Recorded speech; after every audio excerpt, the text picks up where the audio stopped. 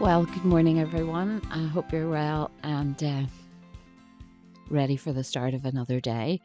Uh, Apologies for not speaking to you last week, but I had a bit of a cold and ended up being very, very hoarse. So I didn't think it would be a very nice voice to be listening to a podcast on. So, yes, the podcast with Caroline, the Cooldown. I was thinking about it and I thought some people looking at that might think it's just specifically all about, cooling down after an exercise class.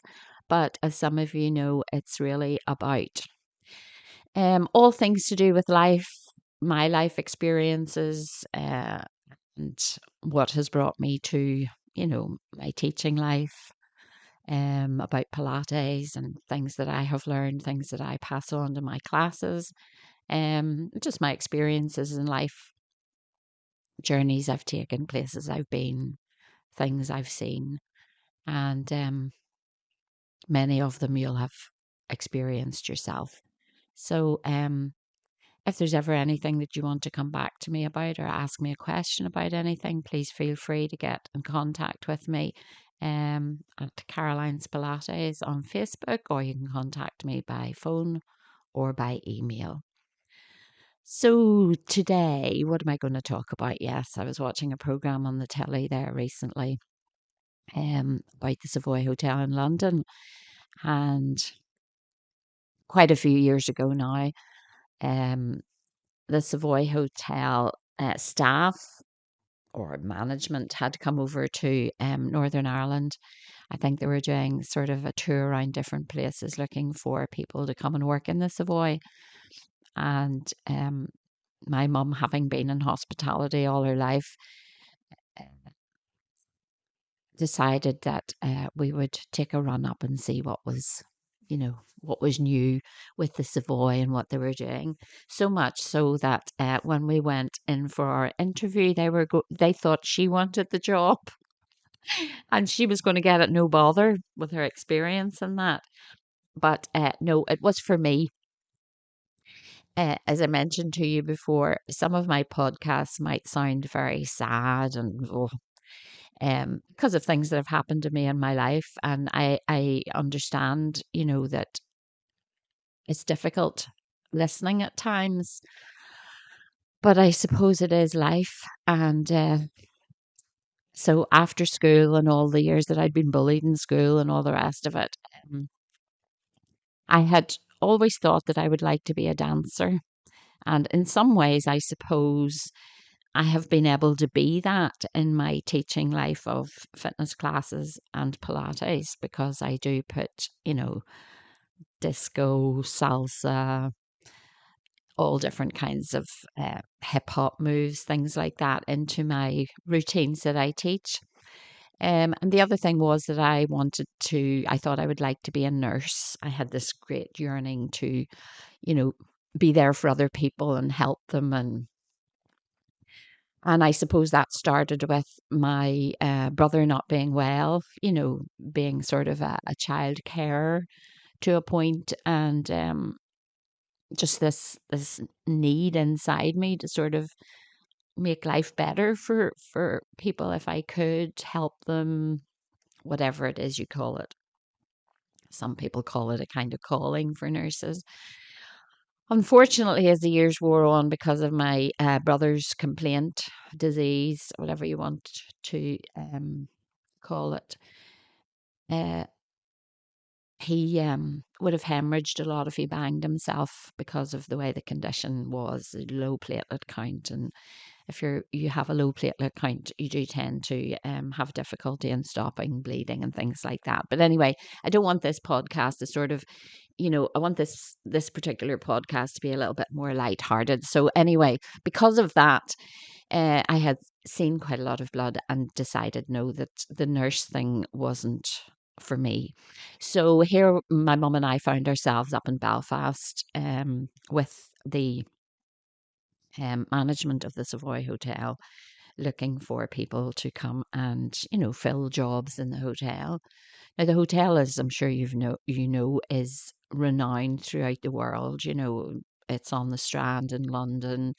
It's close to Savile Row men's clothing and, you know, the big end of London kind of thing. It's just off the green on back from the Thames there. And so I got offered a position um, to do with housekeeping and that. So in a way, it was wonderful because, I always had this notion that things were greener on the other side. Now, whether that came from the situations that I found myself in, because of my brother and things like that, because of bullying at school, and all the hassle I had at school, I'm not sure. But I did go off with this notion that maybe things would be better over in London. Um, I had family who lived in London, so anytime I went to visit them, it always seemed so much more exciting, and there was so much more you could do, and it was bigger. There was different places you could go to, and the infrastructure for buses and things like that. You could jump on and go anywhere really. Um, so I went off with this notion, very apprehensive. Also, I was a young girl. I was alone at that time and wondered how I would get on. I wasn't very good at pushing myself into other company and things like that. So it was quite challenging on many, many aspects. A great eye opener in so many other ways because, I'm sure many of you who have ever been in London have often walked past the Savoy Hotel, the main entrance on the Strand side, which is the one that is sort of cut in off the Strand itself, and the Savoy Theatre you have on the right hand side, and the big limos drive up to the front door and park there to drop off all the rich and famous.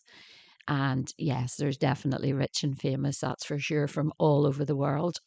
Excuse me. The other side of the hotel leads on to the sort of small park outside the entrance. And if you look at it from the Thames side, it's quite sort of, you wouldn't necessarily think, oh, that's an entrance into the Savoy Hotel. It's much more understated, and it does have doormen, obviously, on both sides of the hotel.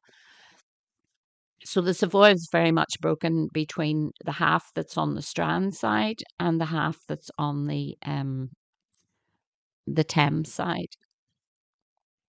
So I was watching the program about the Savoy because they spent, I'm not quite sure, you can't quote me, over £40 million or something to updo it and put a new look to it and change, maybe how people perceived it and things like that. And it all seemed to come back to me. They had this young guy who had a position in the Savoy, but they were the very nice man in charge of him was trying to change him up to, to be more like a butler, because he saw potential in him and he believed that, he was somebody that could do this role. And I remember saying to him, I'm going to take you down now and I'm going to take you in through the butler's entrance because you will probably not have come through this way before. And he was probably quite right, because as staff of the Savoy Hotel, you never went in any of those front entrances to the building. You had a staff entrance. You used to go down the side of the hotel where the bins were and all those kind of things. And then in on the right hand side was the door that staff went into. And it was so typically Victorian. You walked underneath the building, and all the pipes, these big thick heating pipes, used to line the top of the roof either side. The ceiling was low. It was just sort of a very eerie place, and when you thought about, programs that you'd seen on the telly about Victorian London and ghosts and ghouls and all those kind of things, you could see why, people had that kind of opinion of it. Um, we had our own staff quarters, long corridor rooms off it, very much like what you would expect when you do see those programs about, how people lived and worked in Victorian England, London, whatever. Um, you had to be on your floor at a certain time in the morning. And if you were not, there was no knock up or calls or anything like that. If you were unwell, you went to the doctor immediately. You had to have papers to say what was wrong with you. Um, there was no, in my experience, there was no sort of, there was one housekeeper who was what I would call a kindly one. The rest of them was very, very strict. You had your shoes had to be a certain way. I remember this particular lady was very kind. She said to me one day, always wear a shoe, Caroline, that has a heel to the back of it. Because when you're on your legs all day and you're up and down stairs, she said it gives your calf muscles support. I never ever forgot that piece of information she gave me. She was quite nice. She was strict, but she had a human edge to her, whereas a few of the others were just not the kind of people that you could have gone to talk to or tell them anything that you were worried about. I remember only one occasion I didn't feel very well, and I went to the housekeeper's office and I explained to them that I didn't feel well and told her what was wrong. And she said to me, well, go back now and go across to St. Thomas's Hospital in London, which was just over the Thames Bridge. And she said, get them to have a look at you and see what it is that's wrong with you. And I thought, well, if you were in a position where you couldn't have got up to walk to the hospital, what were you going to do then? But anyway, all our food was cooked by then other staff down in the basement of the hotel, and that was an experience all of its own. Um, I remember at the time, my one source of escapism from the job itself was Harold Robbins' book. And funny, I've always remembered the name of that, and it just escapes me, of course, as it would while I'm talking to you.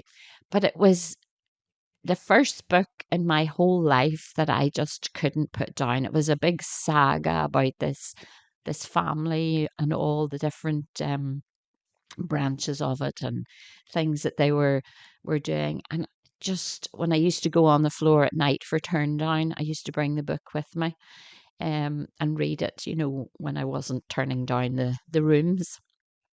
And turn down, I don't know if people still call it that today, but turn down really is where about 8:30, 9 o'clock in the evening, you would go in and knock people's bedrooms and turn their bed down for them, and pull the curtains, turn the lights on for them coming in the evening after being out. Um, I do remember thinking to myself, could you not just pull your own bed down and get into it? Um, and I have to say, people will think, oh, yeah, rich and famous, big hotel, London. I don't think I ever got a tip in the whole time that I worked there. And I don't mean a tip about, not drinking yellow snow. Um, 50p a night. The Japanese were very, very respectful, I have to say, and lovely. What they used to leave on their pillow when they left their rooms was a very small little plastic bag, and inside that you used to get these little coins. Now they weren't real coins, and little things like that were something that I had never seen. Um, Probably something to do with luck or good wishes or things like that. But for the rich and famous side, no, not £1, not a 50 pence. nothing did I ever get in my whole time that I worked there. Um, but on my particular floor, there was a lady called Elaine Stritch. She's an American actress, very well known for her Broadway theatre work. And then later, she did a show with Donald Sinden, who was a very sort of posh sounding English actor. And I remember I used to watch that program. She had a very acerbic way with her, and he was very sarcastic, but it just worked very well. I used to watch it on telly. Um, and lo and behold, she was on my floor. So she had a suite at the bottom of the corridor. And obviously she had an arrangement where, because they were recording, I think they did that show over a 4-year period. She obviously had an arrangement with the hotel. So she sort of lived there, and she had this little dog. And of course, at that time, animals weren't allowed in around hotels and that. So she used to keep, if she left the hotel or she was off, she would put the little dog in a basket. So you always knew if she passed you, that she had the little dog in the basket. But I used to go down and weigh myself on her weighing scales. And like you did, when you work in a hotel and you go into different rooms, you know what I mean? You'll see, uh, I just can't think of it now, but there was a particular aftershave that men used to wear, that was very popular at that particular time. So you could smell that everywhere. Um, the people from Saudi Arabia, Dubai, places like that, I mean, they were rich to the point of, just every day was a shopping day. And they would just go out in the morning to do their shopping and come back with bags and bags and bags of stuff they had bought. Um, Very, very wealthy people. Not so as you'd know, like, but very, very wealthy people.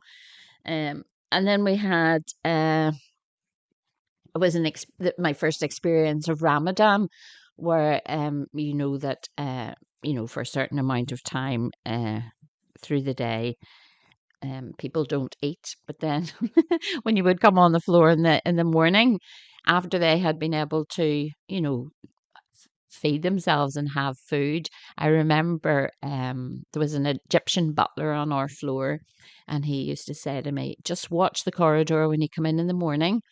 During that period, because he said it will just be littered with boxes of food. Now he wasn't saying anything negative about this situation, but he was just letting me know what to expect. And he did not tell a lie. There was everything from Kentucky Fried Chicken, McDonald's, everything and anything you could see. And that would have been all down the corridors in the morning. But anyway, Elaine Stretch, yes, it was, you would hear her, up and down the corridor. The Egyptian butler, he was very friendly with her. So she used to go down and into the butler's quarters, and make herself something if she wanted. And that was okay. They just had this little arrangement. He was a lovely gentleman. Him and I used to have long chats about Egypt and his life, and, where I came from and my life. And it was nice just to have somebody, that you could relate to in different ways. And I always had a fascination, having, later years as a mature student, gone back and done a degree in social anthropology. People, different countries, different, social experiences, um, different ways of running a country. Us in the West, we tend to think we're the only people in the world that are really, on top of everything. We have a good legal system, and people in all these other countries, not of the third world or the first world, sorry, wouldn't be able to. They don't really have ways of running their countries, which is so completely untrue. You know what I mean? Even tribes way out in lands where maybe we don't even know very much about, all still have systems that work very well for them in their daily lives. They may not be what we would agree with, but they still work. So, people from different countries, different nationalities, I was always fascinated by things like that, and I still am. I love documentaries and things about Maasai warriors and, Papua New Guinea and places where anthropologists probably have still yet to go. So I always enjoyed when he was on the same nights that I would have been on. We used to sit and chat when it was quiet, and I'd done my turn downs and there was nothing else to do really until your shift or your time was up later in the evening. And it was always quite quiet. Um, the odd time you would have tapped a door for turn down and people would have been inside, they would still have had you come in and turn down their bed. And I used to think, you would renew their towels and things like that if they'd been in and had a shower or whatever. But there was times when, they hadn't been in and had a shower, all the towels were perfect. It was just to turn the bed down. And I remember thinking, I mean, my goodness, like, just turn your own bed down, really. But that's the way it was. That was my job. I had to do it. And I suppose we all have our different thoughts about the kind of jobs and things that we do. So yeah, it was a great experience for me. As I said, I used to go into Elaine Stritch's room and weigh myself once a week on her weighing scales. You could always hear when she was in the corridor, very, sort of American accent that you just couldn't miss. And I think I read recently where she only passed away in 2014. An amazing lady. She had a one woman show that she was still doing quite late. I mean, I know around 2004 she was doing stuff as well.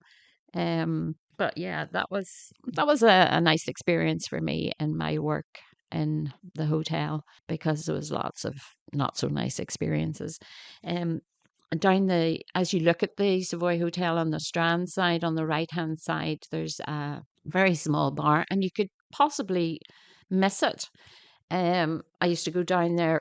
Richard O'Toole used to drink. It's called the Coal Hole. It was a lovely little pub, because that's exactly what you could imagine it had been in its day. It was the coal hole for the Savoy Hotel. So there's a part of the bar on the Strand level, and then there's the coal hole down below. And Peter O'Toole, he used to drink at a little table on the outside. There's a little kind of vennel area that runs down the side of that takes you down and towards the Thames and around the front of the Savoy. And so the staff used to avail of that. So if we had nights off, or you know what I mean, you got to know the guys that did the electrical stuff and, all the maintenance guys. And every so often you would just meet up and, you'd go for a drink down there. And it was nice to be able to just not have to talk about work.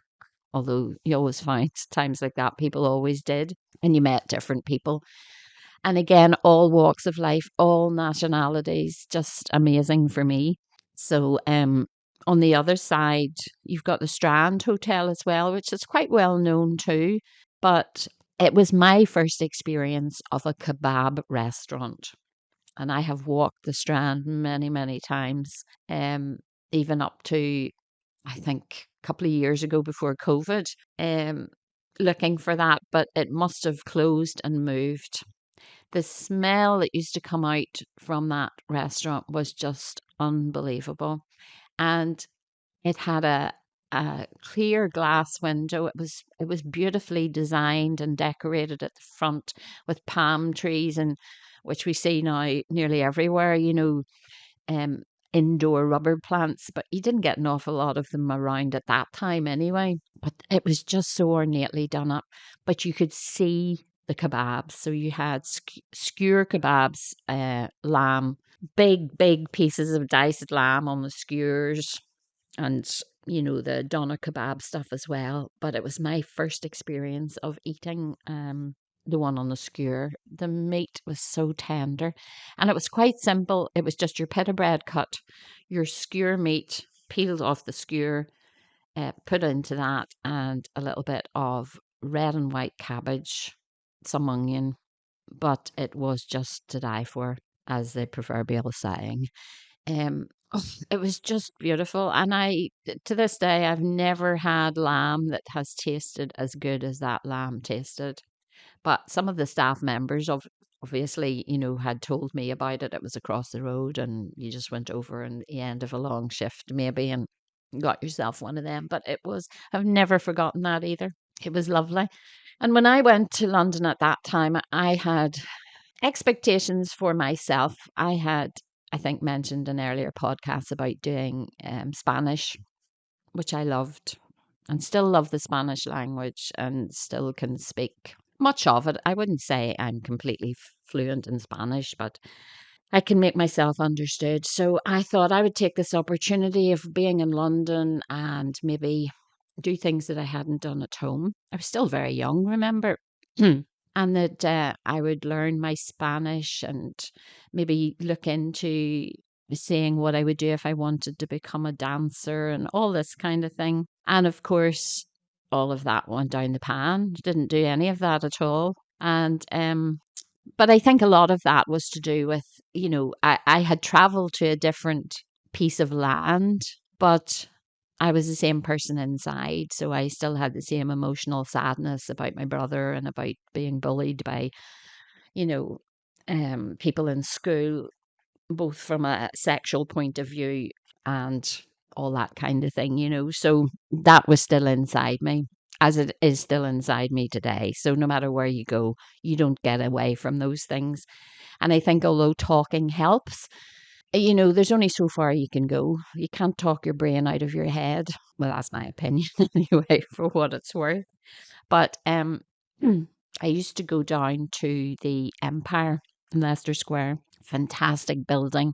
And now that I loved, because those of you who come to me for, your fitness, be it, aerobic, Pilates, power Pilates, salsa, whatever we do in class, whatever days, they're all different. So nobody ever knows what they're going to do anyway, until they come. But oh, that was my real escapism. You go down there, the music was fantastic. You could just, lose yourself in that. And I still to this day feel the same about music. And you know that as well. Last night I was listening to the rock concert that was in Ward Park there, and it was all, 70s, 80s music. And it's just the dance aspect of the music, you know what I mean? You could just not ever put your bum to a seat when you're listening to music like that. And it just really lifts your soul. In the depths of your sadness, if you have certain music, it can just really turn it around for you on that particular moment or day that you feel like you do. So it was nice to go down there. It was a big change, you know what I mean? It made you feel as if you were more grown up, and able to do those things. And break dancing was all the thing then. And that used to be fascinating. They used to have break dance competitions. You'd go down and watch these guys, you know what I mean? It was just amazing to watch them do that. There was a little bit of that now, I have to say, um, here before I left, because I do remember a boy that I knew from school who used to break dance up in a hotel in Hollywood, and he was very good at it as well. So yes, that's what I more or less did. So none of the things that I thought I would do when I went to London at that time did I really do. I Yeah, it was an experience. I mean, I knew London to a point. I'd visited it, and as I mentioned earlier, I have quite a few family members that live there, and I was born in London anyway, but left when I was very, very young. But I suppose you still have your memories, even though they may be little and small, of your younger life also. So, didn't come back fluent in Spanish from that trip. And it was, yeah, I've always been a homebody no matter where I travel to. I always like to come back. I think you sort of, when you traveled, when I traveled anyway, I long to see my mother. My mother and I, have been extremely close all our lives. And I suppose for most of my life, I've been around her anyway. And so that was something I always really missed about being away. And it was always lovely to come home and see her. And I remember meeting a girl from school, and I often thought of further climbs, you know, uh, away from like Britain or England or whatever you want to call it.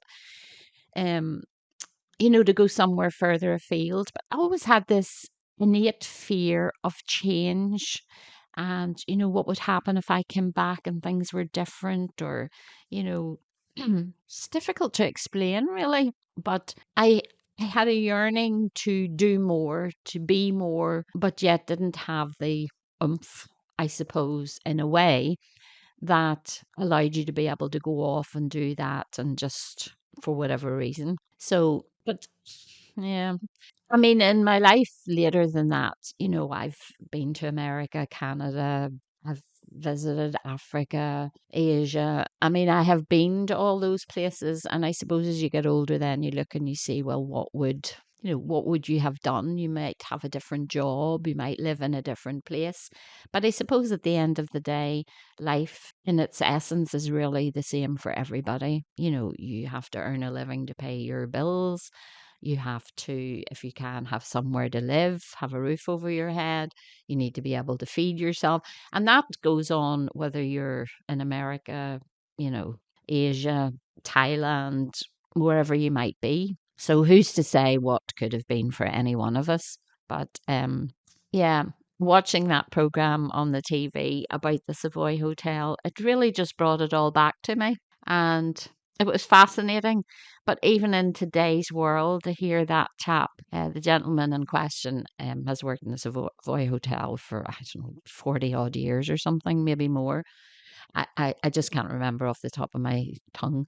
But when I heard him say, I'm going to take you down now and bring you in the butler's entrance, I thought, well, what's changed?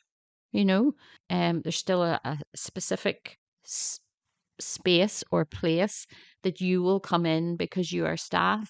You can cook their food, you can roll down their beds, you can, bring them room service, they'll smile at you and whatever the case may be, but you still have to know your place. And it seemed quite strange. I mean, I suppose those things continue on throughout all our lives, but they're a little bit more understated, you know. Like even if you go for an appointment or you go to a show, you have to stand in this line, you know what I mean? You have to have your ticket, you have to prove that you have, in essence, a right to be where you are at that particular time.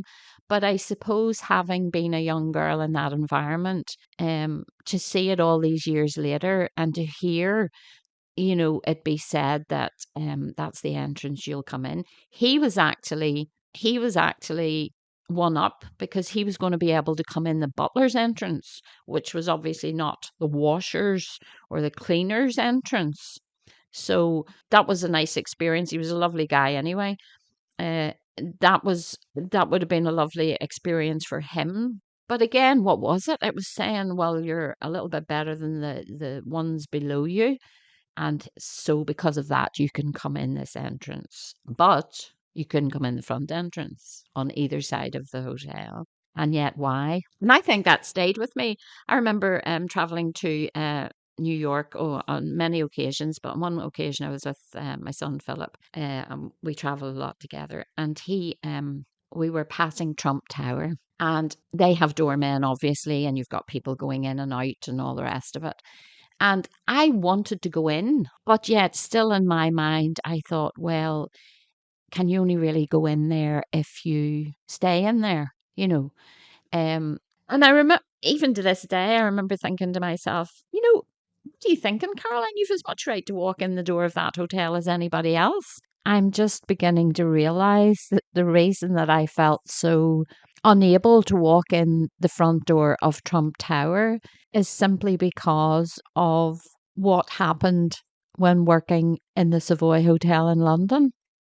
Because obviously, I mean, I was a young girl and the rules and regulations of entry and leaving the hotel, um, you had your specific entrance and you just didn't go in anywhere else. So just thinking about that now as I'm talking to you about it, of course, the reason I didn't think I could go into Trump Tower was simply because of what had been put in my head by the Savoy Hotel. So that for me has been a revelation this morning, I have to say. Um, because I often wondered, many times, like it's happened to me other times when I've traveled and I've sort of thought, well, maybe you can't go in there unless you're staying there. So it's amazing the things that are left in our head that affect us, and sometimes you're not even aware of them. Years and years later, those things come back to haunt you. But yeah, the experiences of life. If we knew 20, 30 years down the line beforehand, wouldn't we all be so much wiser and probably all but maybe a little bit happier and less hang ups? So I hope I was listening to the concert in the park yesterday. I hope if you got a chance to go to it, apparently there was about between 14 and 16,000 people at it. Fantastic music, fantastic era of music. Um, just unbelievable. I was listening to, I think it was Chesney Hawkes, and he was playing Purple Rain by Prince. Oh, it was just fantastic. Great band, great guitar, absolutely excellent. Sister Sledge, amazing. Great dance tunes. Everybody that I heard was fantastic. Toya Wilcox was amazing, absolutely amazing. Um, so yeah, very, very good. So if you were at it, I hope you enjoyed it. I know some of you had tickets from last year when it was supposed to be in Belfast. So well done, and hope you had a great time. So back to work for me tomorrow. And so all that remains for me to say is I hope you enjoyed our chat today or listening to it anyway. If there's any questions or anything that you feel you would like to ask me, anything I can help you with, any pieces of advice regarding health, fitness, anything like that, give me a wee shout. Podcast, The Cooldown with Caroline. You can reach me at Caroline's Pilates on Facebook. You can WhatsApp me or you can text me. Take care. Bye bye.